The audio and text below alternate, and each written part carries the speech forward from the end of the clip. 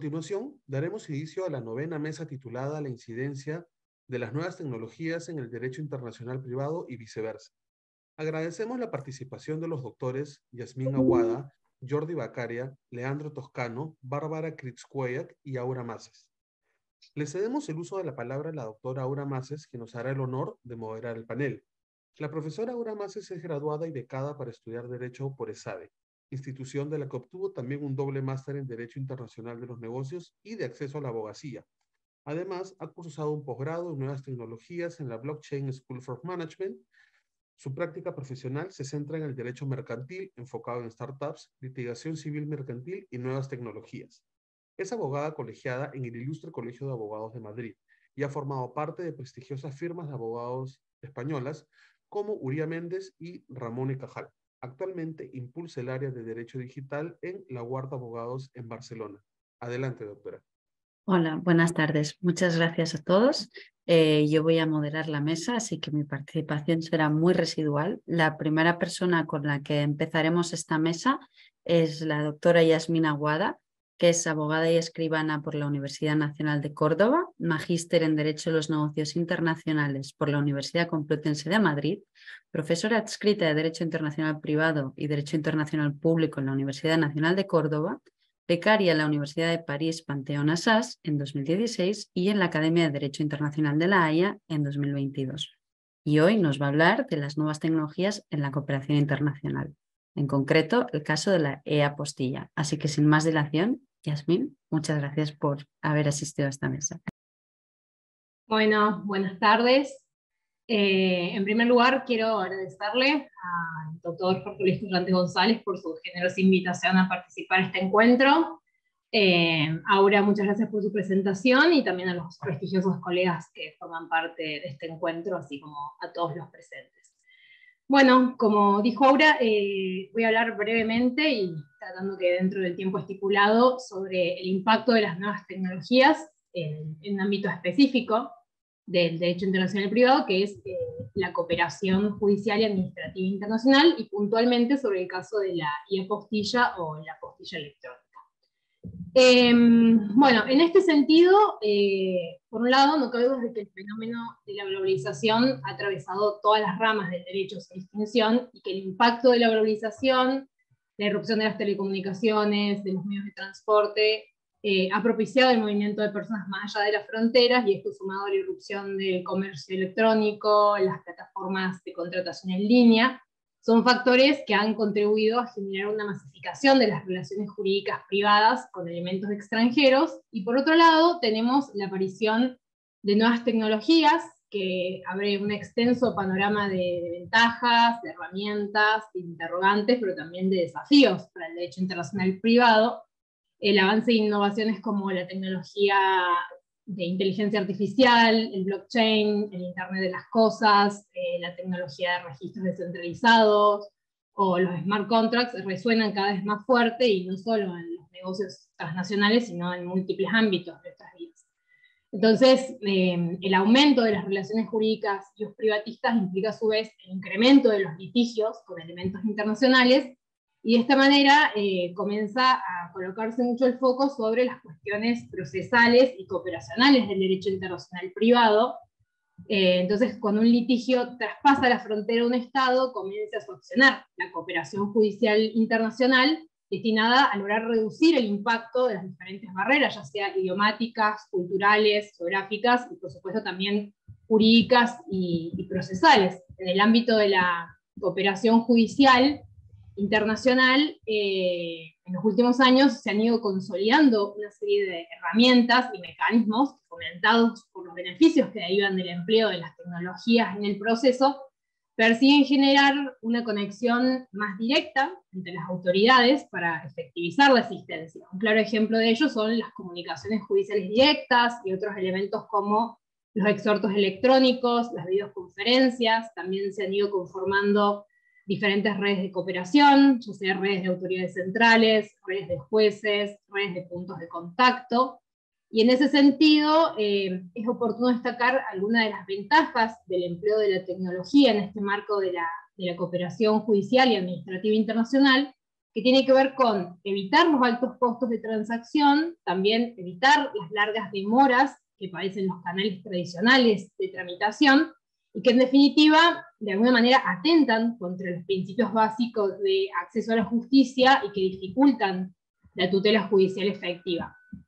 Como dije, tenemos diversos ejemplos del uso de tecnologías en la cooperación internacional, y si bien la aplicación de las nuevas tecnologías no fue considerada al momento de la negociación de la mayoría de las regulaciones y convenios que hoy tenemos, no se vislumbra un obstáculo normativo para su utilización, toda vez que el funcionamiento de esos instrumentos se ve sustancialmente optimizado mediante la aplicación de esas herramientas. Incluso en el ámbito del soft law, los principios de ASADIP, al tratar la cooperación interjurisdiccional, disponen que siempre que se garantice la seguridad de las comunicaciones, los jueces y los demás operadores de justicia deben procurar y favorecer el uso de las nuevas tecnologías. En el marco de la cooperación internacional tenemos el caso de la apostilla electrónica. ¿Qué es la apostilla electrónica? Bueno, es un documento digital que se comunica en forma telemática y que permite a un país agilizar la legalización de los documentos públicos para que puedan ser usados con plenos efectos en un estado extranjero. O sea, se trata de la versión electrónica de la apostilla de La Haya, es decir, del trámite de legalización único y simplificado de documentos públicos previsto por el Convenio de La Haya de 1961. Este convenio suprimió la exigencia de la legalización de los documentos públicos extranjeros, sustituyéndolo por la apostilla. Cabe recordar que este convenio es uno de los tratados internacionales más aceptados y aplicados a nivel global. Actualmente se encuentra en vigor en 125 estados, lo que lo convierte en uno de los instrumentos internacionales más exitosos en el ámbito de la cooperación jurídica y administrativa internacional. La Comisión Especial de la Conferencia de La Haya, al evaluar el funcionamiento práctico del convenio sobre la apostilla, reiteró en varias reuniones que el espíritu y la letra del convenio no constituyen un obstáculo al uso de la tecnología moderna, y sostuvo incluso que la utilización de dicha tecnología puede mejorar ostensiblemente la aplicación y el funcionamiento del convenio. Por ello fue que en el 2006, la Conferencia de La Haya, de manera conjunta con la Asociación Nacional de Notarios de Estados Unidos, lanzó oficialmente un programa piloto de apostilla electrónica que luego se transformó en un programa permanente a partir del año 2012. La IAP permite un desempeño mucho más efectivo del convenio, aumenta la seguridad y puede ser utilizado con cualquier tipo de tecnología, no privilegia el uso de una por sobre otra, por lo que los estados pueden elegir libremente la que puedan mejor se adecue a sus necesidades y estructuras. Y la conferencia de La Haya organiza foros internacionales sobre la IAP de manera periódica, con el objetivo de discutir y promover su implementación. El último foro se celebró en el año 2021 y se realizó por videoconferencia por primera vez. Y en este encuentro se señaló que los efectos de la pandemia de COVID en el funcionamiento del convenio de La Haya había tenido su impacto, lo que implicó una disminución en el número de apostillas, asimismo que los servicios de cara al público se habían visto obstaculizados por las restricciones, lo que impulsó una transición hacia servicios en línea, pero también se observó que las partes contratantes que ya habían implementado la IAP, en particular el componente de la IAPostilla, notificaron menos inconvenientes. Actualmente se ha puesto en práctica la IAP en 51 países y otros 50 estados poseen algún tipo de registro. Y tomé este caso porque, frente a las circunstancias tecnológicas en permanente innovación, el Convenio de La Haya de 1961 sigue vigente, incluso ha aumentado su número de ratificaciones al diseñar el programa de la apostilla electrónica, con el objetivo de garantizar que el convenio funcione de manera efectiva, segura e ininterrumpida. De esta manera se apostó a la incorporación de la tecnología, y así se logra vislumbrar cómo es posible la incorporación de las nuevas tecnologías para optimizar el funcionamiento de convenios existentes, como es el caso de un convenio del año 61, y de esta manera facilitar la cooperación judicial y administrativa internacional, y también favorecer el acceso a la justicia. Muchas gracias. Muchas gracias, Yasmín. Efectivamente, esto que nos comentabas de la masificación de relaciones jurídicas privadas a nivel internacional nos lleva a algo muy importante hoy en día, que son los datos, que será el tema de la ponencia ahora del doctor Jorge Bacaría. El doctor Jorge Bacaría es abogado especializado en Derecho Digital, Protección de Datos y Compliance Público. Es socio fundador de Bacaría Global Legal Data, miembro del Consejo Asesor de la Autoridad Catalana de Protección de Datos, director del Máster en Derecho de la Sociedad de la Información de las ediciones 2010 a 2019 y profesor en varios másters y articulista en varios medios. Además, su último libro, El delegado de protección de datos en los distintos sectores de la actividad, ha salido publicado muy recientemente. Así que, señor Bacaría, le cedo la palabra. Muchas gracias, Aura. ¿Se me oye bien? Vale, perfecto. Bien, bueno, en realidad quería situar estas relaciones internacionales en el ámbito de relaciones jurídicas entre países distintos, concretamente entre países del espacio económico europeo y países que están fuera del espacio económico europeo. En realidad, cuando ese tipo de contratos de servicios suponen para su ejecución un tratamiento de datos personales, aquí intervendrá la legislación sobre protección de datos. Legislación que, como sabemos en Europa, pues es nuestro Reglamento General Europeo de Protección de Datos, es un reglamento ya que en 2018 está en vigor. Como sabemos, es un reglamento, como reglamento, es una norma de aplicación directa en cada país. Aunque la mayoría de países europeos han dictado su ley orgánica o su ley de protección de datos del país de referencia, en el sentido de recoger procedimientos específicos, algunas cuestiones adaptadas a cada derecho de cada país. No es lo mismo el derecho de los países del sur de Europa que el derecho de los países del norte de Europa, del centro de Europa, perdón. Esto hace que podamos entender que este reglamento europeo es norma propia de cada país. Entonces, el tema es que en el momento en que estos contratos, normalmente de servicios, suponen tratamientos de datos personales, entra en vigor esta normativa por parte de Europa y por parte que debe aplicar la empresa europea, y puede haber también normas sobre protección de datos en otros países que regulen este ámbito de la privacidad y que puedan o no colisionar con el reglamento europeo. Lógicamente, cuando hablamos de tratamientos de datos en las transferencias internacionales de datos, porque ese es el ámbito del que estamos hablando, de transferencias internacionales de datos, en su sentido de régimen jurídico respecto a países que están fuera del ámbito del espacio económico europeo. Esto es internacional y, por tanto, cuando esos contratos se ejecutan, quiere decir que o bien hay una cesión de datos a otro país fuera del espacio económico europeo, o hay un encargo de tratamiento porque en otro país fuera del ámbito del espacio económico europeo se van a tratar datos por un contrato de cloud, un contrato de cloud, un contrato de hosting, un contrato de hosting. Tanto el primer caso, cesión de datos entre empresas distintas, entre personas jurídicas distintas, entre el espacio económico europeo y, por ejemplo, pues un país de Latinoamérica, no todos son considerados, algunos son considerados del mismo nivel de protección que Europa, la mayoría no.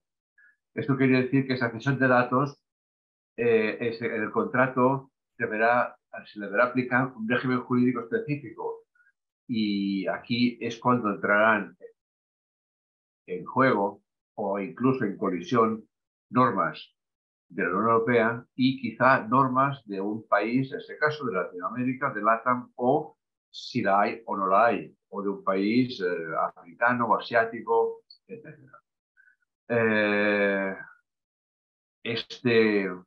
Esa cesión de datos, esa transferencia de datos entre la empresa europea y la empresa latinoamericana, la empresa asiática o la empresa africana, exigirá que las personas interesadas, las personas titulares de estos datos, se les haya aplicado la base jurídica para poder realizar esa cesión de datos. Y es una cuestión que aplica el reglamento y que deberá ser previa a esa cesión de datos entre empresas que pueden ser filiales, hermanas, grupos, llamémosle como lo llamemos, pero podrían ser, pero si son personas jurídicas distintas, estamos en este entorno jurídico. El otro caso es cuando el negocio jurídico, el contrato se refiere a un contrato en la nube, un contrato de hosting o de housing, en empresas pues, norteamericanas, latinoamericanas, etcétera, donde sea, o asiáticas. Aquí el caso es el mismo. Aquí no hay un régimen jurídico, obviamente, de cesión de datos entre dos países, hay un régimen jurídico de acceso a los datos por el país en este caso importador de los datos, porque al conservarlos en su nube, en su hosting, en su housing, los está tratando y por tanto los está tratando en otro país, distinto del espacio económico europeo.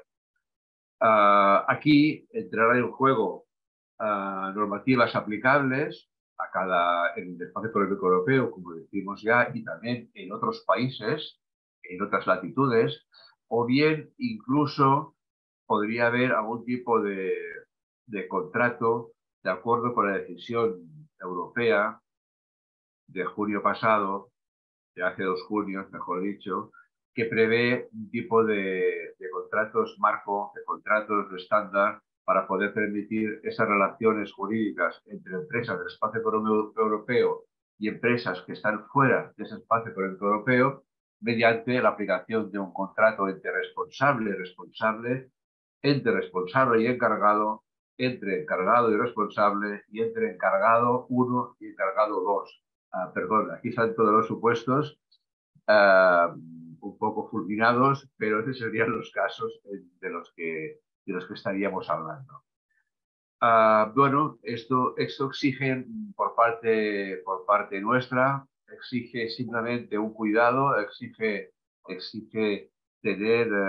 prestar atención a ese tipo de relaciones contractuales. Tenemos un contrato principal, evidentemente, y tenemos un contrato de encargo, o tendremos que buscar la base jurídica en el caso de las cesiones para que las personas interesadas permitan, si es de consentimiento, o hay otra base jurídica, que sus datos puedan ser cedidos a otros países fuera del espacio económico. Vale, pues de momento me quedo aquí y seguimos comentando. Muchas gracias, Aura. Muchas gracias, doctor Bacaría. Esto que usted ha comentado de utilizar la tecnología para transferir datos, ya sabemos que la tecnología se puede usar para muchos momentos, tanto a la hora de hacer negocios como a la hora de resolver los conflictos que generan esos negocios. Y de eso nos va a hablar el doctor Leandro Toscano. El doctor Toscano es jefe de la Unidad de Desarrollo Empresarial del Centro de Arbitraje y Mediación de la Organización Mundial de la Propiedad Intelectual en Ginebra. Es abogado de la Universidad de Buenos Aires, obtuvo una maestría en la Universidad de Londres, en el Queen's Mary University of London y en el University College of London en Solución Internacional de Controversias y una especialización en Derecho de la Alta Tecnología en la Pontificia Universidad Católica de Argentina. Antes de incorporarse a la Organización Mundial de la Propiedad Intelectual, trabajó como abogado en las áreas de propiedad intelectual y tecnologías de la información. Además, fue el representante del centro de la OMPI en su oficina situada en Singapur desde 2011 hasta mediados de 2014. Así que ahora, sin más dilación, doctor Leandro. Muchas gracias, Aura. Encantado de poder estar aquí, agradecido por la oportunidad de compartir este panel con los colegas y muy contento también de ver a varios connacionales participando en esta actividad internacional. Desde mi punto de vista, digamos, en esta participación vamos a estar hablando de algunas tendencias que observamos en 2 aspectos. Uno tiene que ver con las controversias sobre tecnología y propiedad intelectual y el otro es sobre el uso de la tecnología para resolver controversias.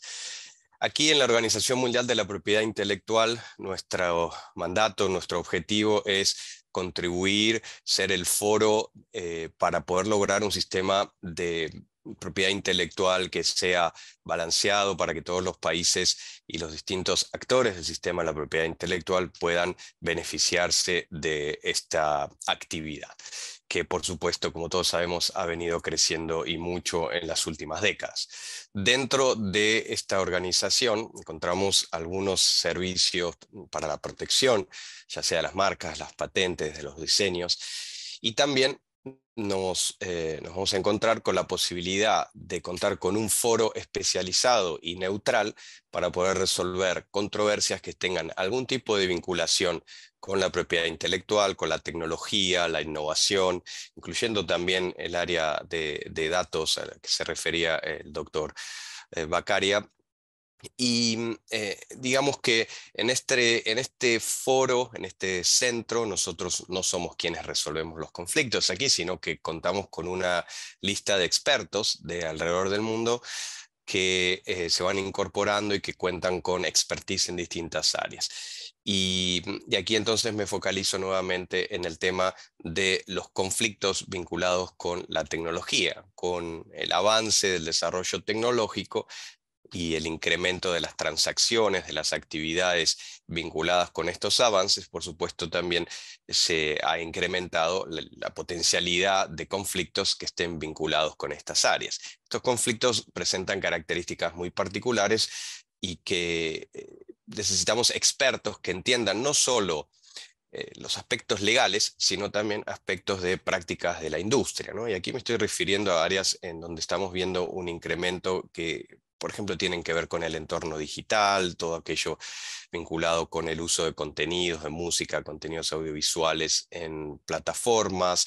Hablamos también de áreas como la Web3, los NFTs, mencionaba el tema de datos, videojuegos, por ejemplo, y los esports, que son áreas de un crecimiento muy grande y que mueven también una actividad comercial muy importante. Otros temas que pueden estar vinculados con el licenciamiento de tecnología, en lo que se llaman las patentes esenciales, entre los titulares de las patentes y los que implementan esas tecnologías. Por ejemplo, un ejemplo muy básico sería el uso del Wi-Fi en la producción de teléfonos móviles, ¿no? De que se ha convertido en un estándar. Entonces, bueno, ¿cuáles son las condiciones que los titulares de las patentes pueden darle a esos implementadores sin que haya discriminación y que esas, lo que se han llamar las FRAND en inglés, ¿no? Fair, Reasonable and Non-Discriminatory Terms. Entonces vemos aquí estas cuestiones sobre la tecnología que tal vez hace unas décadas no estaban presentes y se ha tenido que ir desarrollando ese expertise y esas prácticas. Y lo que es las cuestiones vinculadas con la resolución de controversias, los procedimientos no son ajenos a estos cambios. Entonces también estos procedimientos tienen que adaptarse y en eso desde aquí, desde la OMPI, cumplimos un rol de interactuar constantemente con los actores del ecosistema para poder entender mejor cómo poder desarrollar mecanismos que sean eficientes en materias de tiempo y de costo, que sean especializados, porque sabemos que en muchas jurisdicciones tal vez no existen tribunales judiciales o jueces expertos en esta materia. Entonces, en lo que se refiere a los conflictos internacionales, también se presenta la ventaja de no tener que presentarse a litigar en una jurisdicción extranjera, en un sistema jurídico diferente, en un idioma diferente. En muchos casos, como los derechos de propiedad intelectual son territoriales, es decir, si yo quiero proteger una marca, una patente, tengo que registrarla en los distintos países en donde la quiero proteger, y si surge algún conflicto, tal vez tenga que litigar en todas esas jurisdicciones, mientras que al utilizar el arbitraje, la mediación, estos mecanismos, podemos traer todos esos derechos a un único procedimiento, ganando en economía procesal y también en cuestiones de los recursos que se tienen que dedicar a la resolución de estos conflictos. Sobre todo cuando hablamos de mucha innovación se da en pymes, en startups, en emprendedores que no cuentan generalmente con los recursos para poder afrontar un litigio judicial en algunas jurisdicciones donde eso llevaría un costo y un tiempo enorme. Pasando entonces a algunas tendencias que observamos y se han mencionado algún reglamento europeo, bueno, puedo destacar algunas legislaciones que se vinculan con el entorno digital, por ejemplo en Europa, Directiva del Mercado Único Digital o el Reglamento de Servicios Digitales, que incorporan artículos donde específicamente se refieren a la necesidad de contar con mecanismos fuera de los tribunales judiciales para poder resolver estos conflictos, que en muchos casos se tratan de conflictos que no son de una gran cuantía, que deben ser resueltos de una manera muy rápida. Hoy, digamos que todos estamos muy acostumbrados a estar a un clic de distancia de un montón de transacciones. Entonces, bueno, los mecanismos de solución tienen que adaptarse a esas necesidades sin perder los aspectos jurídicos y los aspectos de sustancia. Por eso es importante tener expertos con esas cualidades. Y al mismo tiempo tienen que ser accesibles en lo que se refiere a los costos, ¿no? Entonces hay que ahí, digamos, acomodar ciertas necesidades y ciertas variables. Ahora bien, ¿cómo viene la tecnología a asistir en este proceso? Bueno, nosotros hemos notado un incremento de uso de herramientas que hoy en día son para todos muy, muy comunes, ¿no? Sobre todo después de la pandemia de COVID, que como estas herramientas de videoconferencia, lo que estamos haciendo hoy, estar presentes en distintas partes del mundo participando en un evento, lo vemos también reflejado en las mediaciones, en los arbitrajes, en donde tanto los abogados como las partes y como los árbitros y mediadores han ido incorporando esta práctica en los últimos años. Se ha notado un crecimiento enorme y hoy en día yo diría que entre 90 y 95% de los casos que recibimos aquí se llevan a cabo en línea. Entonces eso permite bajar la barrera de acceso también, que anteriormente tal vez suponía un costo de trasladarse a algún que otro país, a reunirse las partes con los árbitros o los mediadores, si bien en algunos casos de una cuantía mayor, como pueden ser arbitrajes por temas de patentes farmacéuticas, por ejemplo, en donde, bueno, tal vez el tema, hay un presupuesto mayor que se puede dedicar a la resolución de los conflictos, en general en conflictos más digamos, simples o de menor cuantía, hemos visto un incremento muy grande del uso de estas herramientas. Esto se ve también reflejado en la implementación por algunos servicios que prestan entidades en países, por ejemplo, en América Latina, para resolver conflictos de derechos de autor. Para dar un ejemplo, en países como México, Colombia, las oficinas de derecho de autor cuentan con servicios de conciliación, de mediación, que anteriormente suponía que las partes tuviesen que reunirse en persona en una oficina pública, mientras que hoy eso se lleva a cabo de manera online, y se ha visto un incremento de la tasa de participación de las partes, que eso es fundamental para poder al menos intentar resolver un conflicto. Y anteriormente rondaba entre un 30 y un 40% y hoy en día está arriba de entre el 80 y el 90%. Entonces eso también, con una herramienta muy sencilla, se permite poder incrementar estas posibilidades. Y finalmente, para terminar esta primera parte, también la tecnología nos permite realizar actividades como la que estamos llevando a cabo hoy, de sensibilización. Entonces, más usuarios pueden capacitarse en distintas partes del mundo y pueden tener acceso a estos procedimientos, porque uno de los principales obstáculos es el desconocimiento, el no saber que estas herramientas existen y cómo pueden utilizarse. Sobre todo a nosotros nos pasa aquí, estando en una organización internacional, en Ginebra, donde en distintas partes del mundo suena como que estamos un poco en la estratosfera, estamos en otro planeta, y la realidad es que, bueno, estamos constantemente en contacto con partes y con usuarios de distintos sitios del mundo, y a disposición para poder colaborar y ayudar a mejorar estos sistemas y adaptarlos a las necesidades. Con eso concluyo esta primera parte y encantado de responder cualquier consulta. Muchas gracias. Muchas gracias, doctor Toscano. Ahora vamos con la última intervención. Contamos con la doctora Bárbara Krysto-Kowiak, si lo he pronunciado bien, si no me corregís. Doña Bárbara es abogada española de origen polaco, especializada en pleitos de delitos contra la propiedad industrial e intelectual en la oficina de Barcelona del despacho mexicano Arochi y Linder. Es titulada del Máster en Derecho de las Tecnologías de la Información y Comunicaciones, Redes Sociales y Propiedad Industrial impartido por ESADE y cuenta con una dilatada experiencia de más de 12 años asistiendo en la lucha contra los productos infractores a los clientes líderes de la industria de la moda, de los automóviles, de la tecnología, del deporte y productos de uso diario. En su día a día lleva a cabo litigios penales contra los fabricantes, importadores y comercializadores de productos falsificados. Además, publica con frecuencia en las novedades jurisdiccionales en revistas internacionales. Y hoy, si no me equivoco, nos va a hablar de la responsabilidad de los marketplaces por comercializar estos productos infractores y en especial de un caso en concreto que seguro que nos resultará muy interesante. Así que, Bárbara. Buenos días, saludos, buenas tardes a todos. Ahora, muchísimas gracias por esta introducción.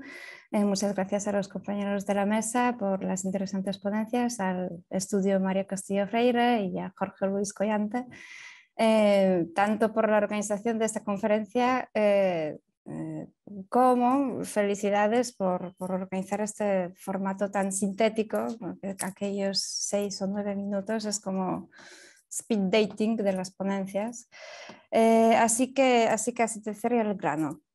El tema del que hablaré viene a raíz de las consultas de los clientes que ven con frecuencia los productos que infringen sus derechos de propiedad industrial en los marketplaces como Amazon, eBay o en América Latina, que es popular, Mercado Libre, y preguntando si podría prosperar una demanda contra tales plataformas por estas ofertas. Y la respuesta es que cada vez las acciones contra estos gigantes podrían tener éxito, teniendo en cuenta las recientes novedades legislativas y jurisdiccionales, pero sobre todo teniendo en cuenta la constante evolución de dichas plataformas. Por ejemplo, Amazon ya no es solo un marketplace, es también una plataforma de anuncios, de entretenimiento. Instagram ya no es solo una red social, pero también es un marketplace, y etcétera. Y en cuanto a eso, el recién promulgado reglamento de servicios digitales, que todavía no está en vigor, pero, entró en vigor, pero todavía no está efectivo hasta el año que viene, sigue la línea de la anterior Directiva de Comercio Digital y conserva las categorías de los servicios de intermediación, manteniendo los marketplaces como intermediarios de servicios digitales como hosting, como alojamiento. Y el reglamento, tal y como directiva anterior, exime de responsabilidad de estos intermediarios siempre y cuando no tengan conocimiento efectivo de que la actividad es ilícita, y en cuanto tengan conocimiento, que actúen con prontitud para retirar los datos o imposibilitar el acceso de los usuarios a estas plataformas. Y en el caso de Amazon y otras plataformas parecidas, sí que efectivamente cuentan con unas plataformas como subplataformas de denuncias rápidas, que permite la retirada inmediata de las ofertas y de los productos, de las ofertas de los productos infractores. La novedad que introduce el reglamento es una subcategoría de las plataformas en línea que se consideran híbridas, que no solo almacenan información proporcionada por terceros, sino que también difunden esta información, publican, es decir, tienen un papel más activo. Y a esta subcategoría no se aplicarán las exenciones de la responsabilidad. Y ya más bien al margen de los marketplaces, la cuestión más controvertida en relación con este reglamento era una posible amenaza de censura, pero el reglamento al final no obliga a los intermediarios a revisar el contenido colgado por sus usuarios, salvo obviamente el conocimiento previo de su ilicitud. Y en este sentido les voy a hablar sobre una reciente decisión de hecho no es una decisión, pero es una sentencia, que surge de las preguntas de los tribunales nacionales, del Tribunal de Justicia de la Unión Europea.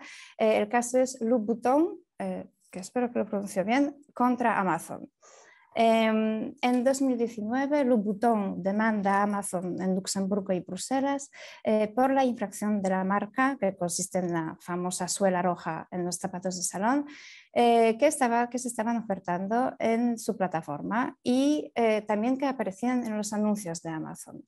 La pregunta al Tribunal de Justicia de la UE consistía en cómo interpretar las acciones de Amazon, ya que, claro, al hacer publicidad de estos productos lo hace como si fueran anuncios propios, con el logo de Amazon y pues toda la apariencia. Y según la primera decisión, que era de hecho la opinión del abogado general del Tribunal General, Maciej Spunar,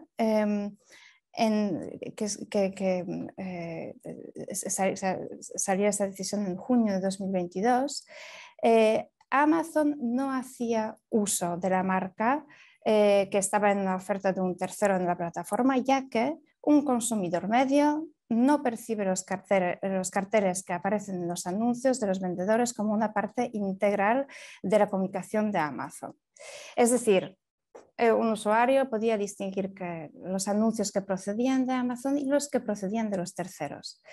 Pero quizás también un poco en raíz de la recién aprobado reglamento, la segunda decisión, que ya era del Tribunal de Justicia de la Unión Europea de diciembre del 22, según esta decisión, sí que Amazon puede ser responsable por los anuncios de terceros que infringen la marca de otro tercero si el consumidor puede resultar confundido por el origen del anuncio.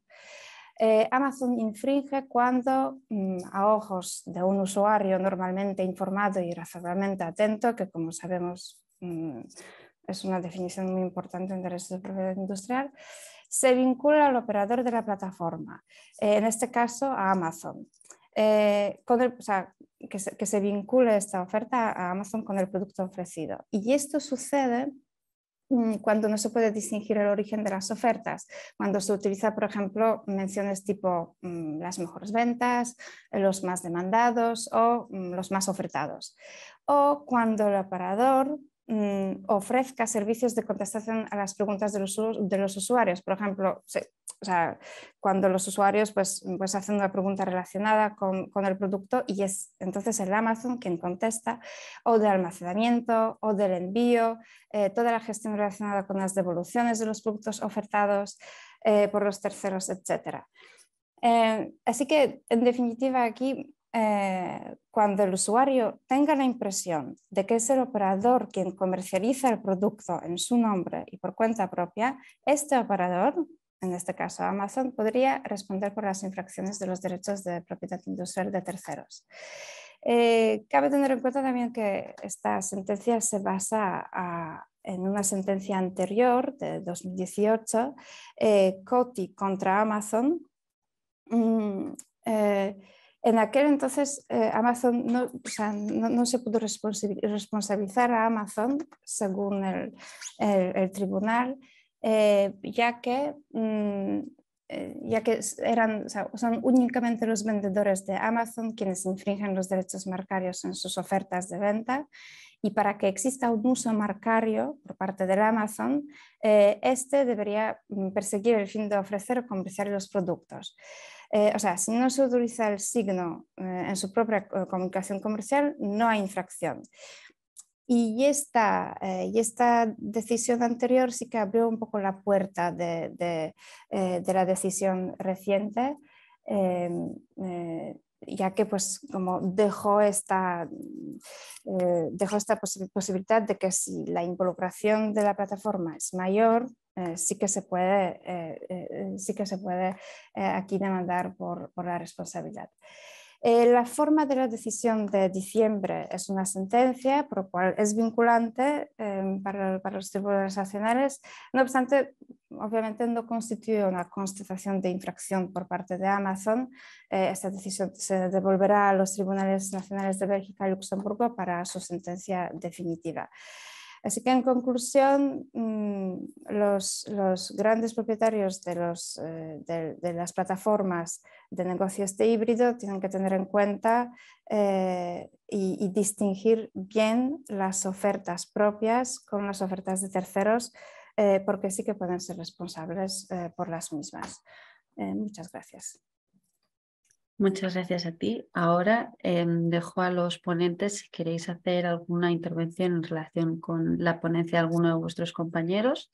Sois más que bienvenidos a hacerla. Si no, si queréis, yo hago alguna pregunta para conducir el debate. Os dejo unos segundos. Bueno, quiero comentar las sentencias que ha relatado Bárbara. Yo no sé si llamarlas sentencias psicológicas, más que sentencias jurídicas, ¿no? Porque se trata de discernir la mentalidad del usuario que accede a este tipo de marketplace, ¿no? Claro, el problema está en este totum revolutum, que son ese tipo de multinacionales que ya no son lo que son, pero son lo que no son, pero también son lo que son, ¿no? Pero me parece muy interesante este camino, porque algún camino debería haberse tomado, ¿no?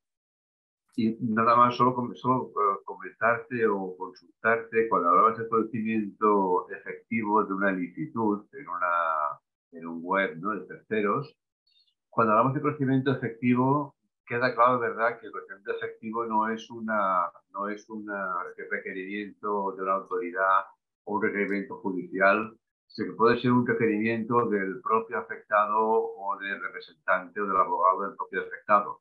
Eso es así, ¿no? Había una sentencia, parece recordar, aquí en España sobre esta cuestión del Supremo. Sí, efectivamente. El reglamento distingue entre ya las resoluciones de autoridad como la vía de perseguir la responsabilidad de las plataformas, como obviamente como también la notificación de los mismos titulares de los derechos, notificando a la plataforma que, oye, que aquí en esta oferta se está infringiendo mis derechos, sí. Pues gracias, Bárbara. Muchas gracias. Yo quería lanzar una pregunta. Este tipo de disputas, yo entiendo que llevarlas a través de los tribunales es un procedimiento largo y costoso, porque por lo menos en España la jurisdicción es muy lenta. ¿Este tipo de disputas podrían arbitrarse mejor quizás a través de la OMPI? Leandro y Bárbara. Bueno, gracias, Aura. Aquí por ahí podemos destacar algunas características de lo que se conocen como en español podemos decir los MASC, los mecanismos alternativos de solución de controversias, o los ADR en inglés, ¿no? Primero y principal son procedimientos consensuales y voluntarios, ¿no? Esta es una diferencia con los procedimientos judiciales en donde uno, bueno, se inicia su demanda ante el juez competente.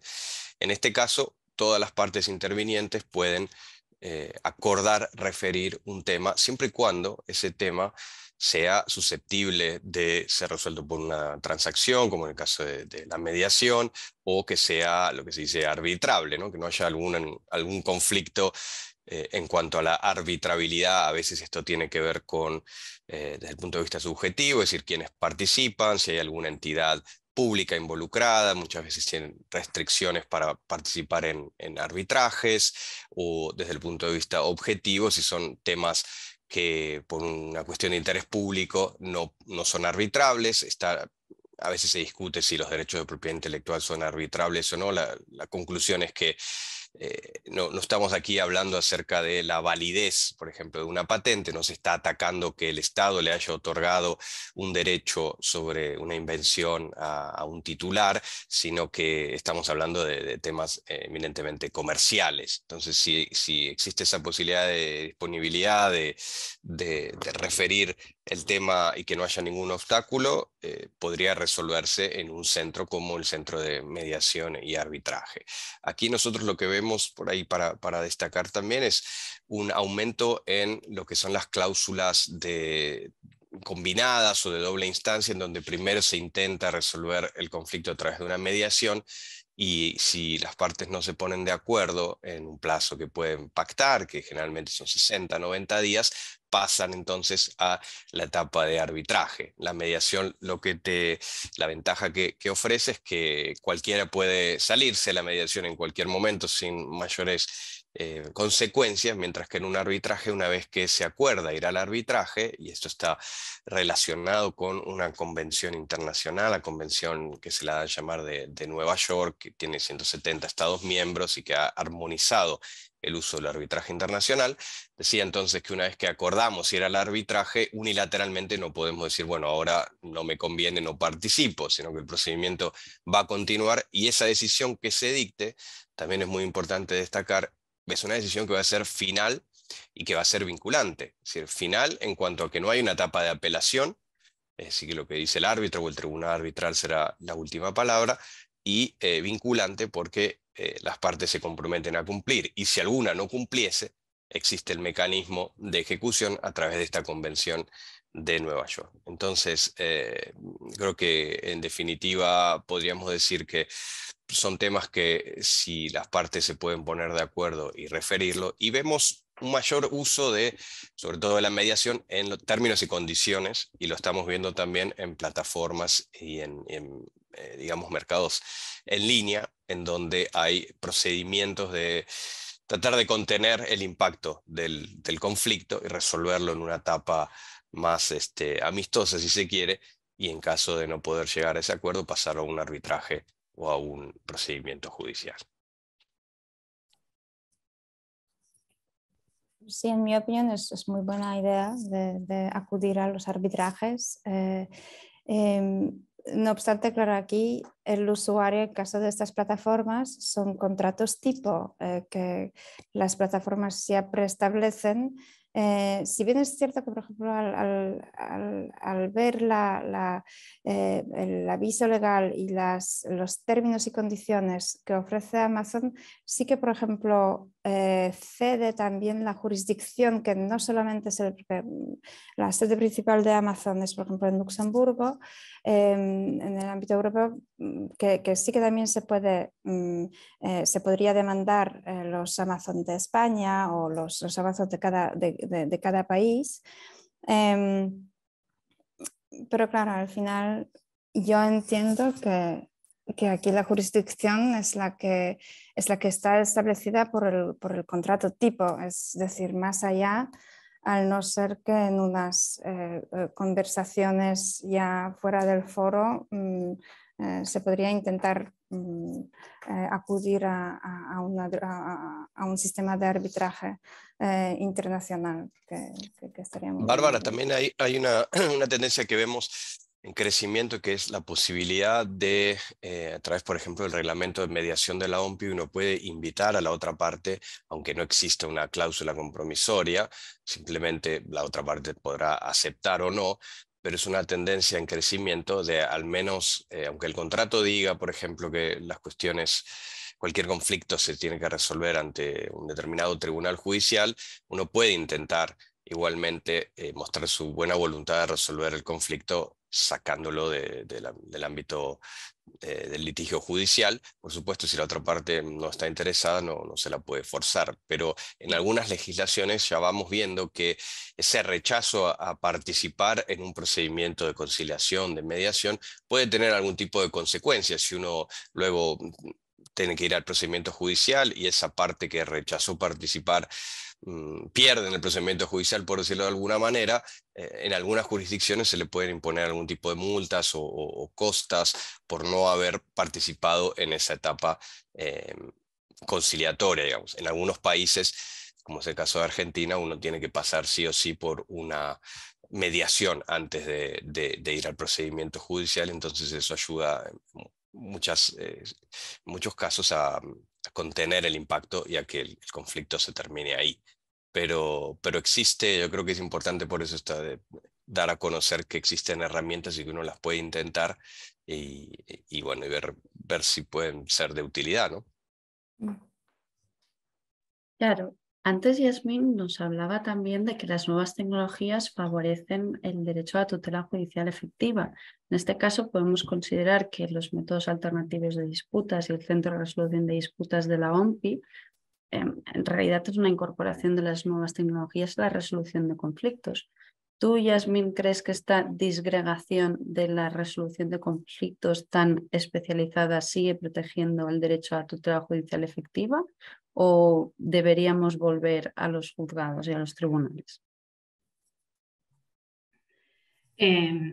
Yo creo que en principio este tipo de mecanismo de resolución de conflicto lo que apunta es a reducir los plazos, lo cual también sin dudas es una ventaja y favorece la tutela judicial efectiva y también el acceso a la justicia.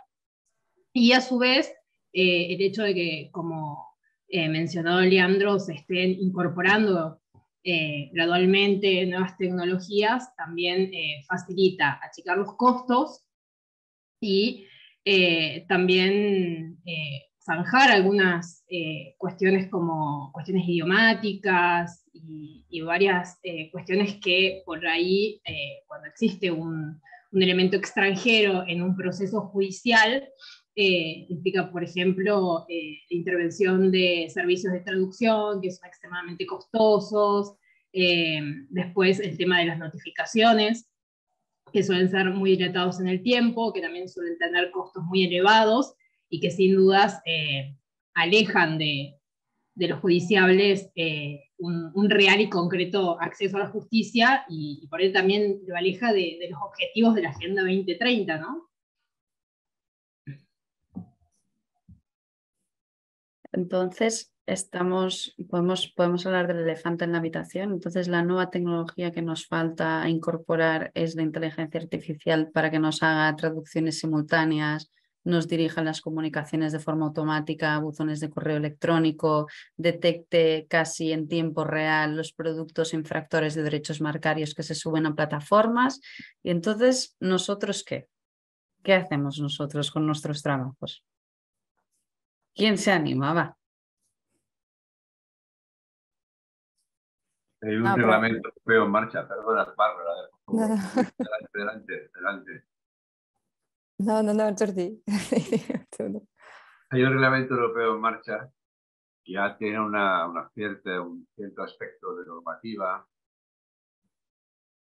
pero que no será fácil, aplicarlo. Tiene a su lado la directiva de daños, que deberá transponerse, de diferencia de reglamento, y es que hemos estado en unos cursos de inteligencia artificial y he hecho algunas clases y me llama mucho la atención que se haya prohibido, por ejemplo, el reglamento se prohíba el uso de la inteligencia artificial aplicada a datos biométricos. Es decir, bueno, esto ya existe. Es el supermercado con capucha o sudado o sudada y sospechoso, porque hay una pauta, hay una plantilla, hay una información que se ha entrenado a los elementos tecnológicos de inteligencia artificial para que por eso es un sospechoso. Evidentemente, esto lo ve alguien que vigila y tiene una alerta.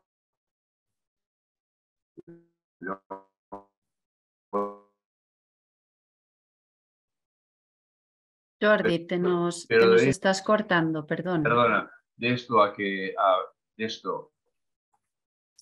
si un cajero suda en el supermercado puede robar, está robando la caja o tiene intención de internet inestable. Vale, perdón. Pues esto quería comentar, que el camino es muy abierto, es francamente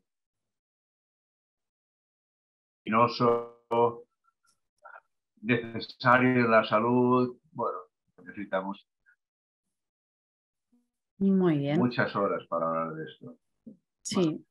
Bárbara, tú también tenías tu aportación a el debate.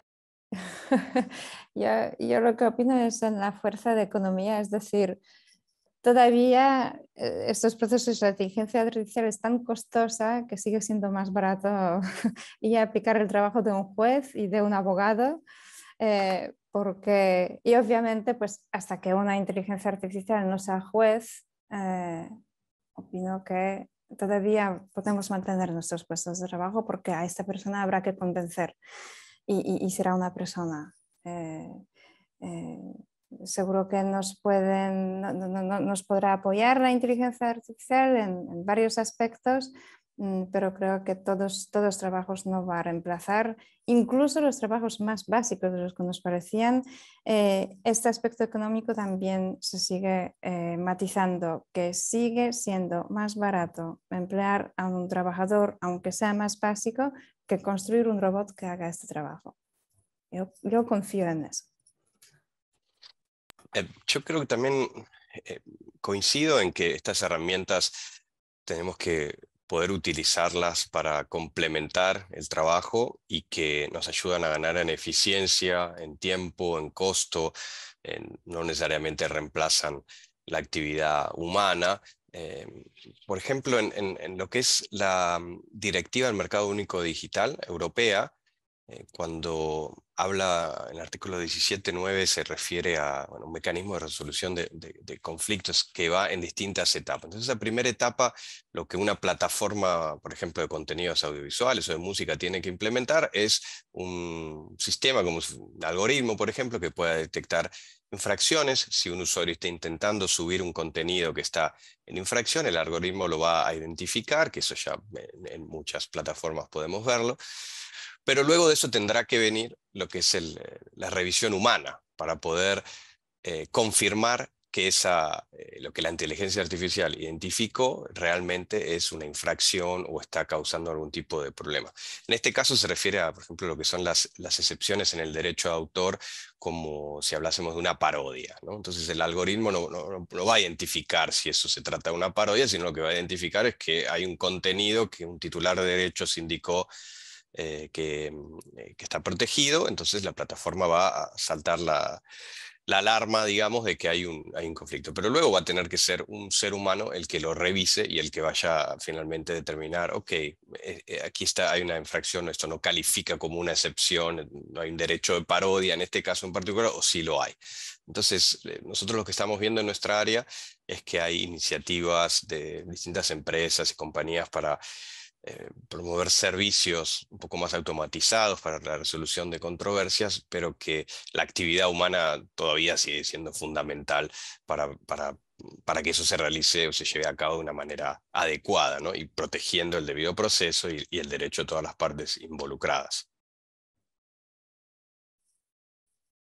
Sí, coincido con lo que dijeron los colegas. Creo que el uso de la tecnología en general y bueno, de la inteligencia artificial en particular, deberíamos verla como una herramienta para hacer más eficientes y efectivos los procesos, no necesariamente como un reemplazo ni de jueces, ni de operadores de la justicia, ni abogados, sino como eso, como una herramienta que podemos tener a disposición para facilitar las cosas. Y bueno, y en el plano del derecho internacional privado, teniendo en cuenta las dificultades que tiene tramitar procesos, ya sea de arbitraje o judiciales, de un estado a otro.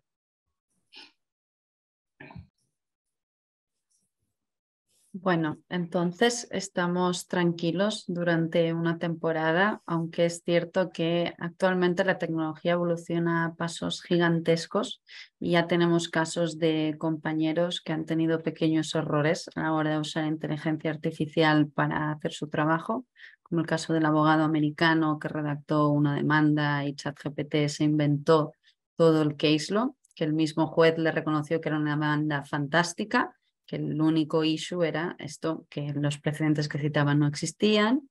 También tenemos las IAs generativas en el arte, probablemente desdibujarán un poco la línea entre lo que es una falsificación y lo que es una transformación, pero de momento queda mucho tiempo para que ChatGPT, además de ser coautor de muchos libros en Amazon, pueda realmente redactar leyes o hacer artículos de divulgación aportando ese elemento humano que aportamos nosotros los profesionales del derecho. Así que para cumplir con el horario, agradeceros a todos haber participado en esta mesa y a vuestras intervenciones. Agradecer también al estudio María Castillo Freire por habernos dado este foro y agradecer a los asistentes su asistencia, porque esta mesa es gracias a ellos. Así que, sin más, muchas gracias a todos, nos despedimos y que paséis muy buena tarde aquí en España y muy buen día ya en Colombia.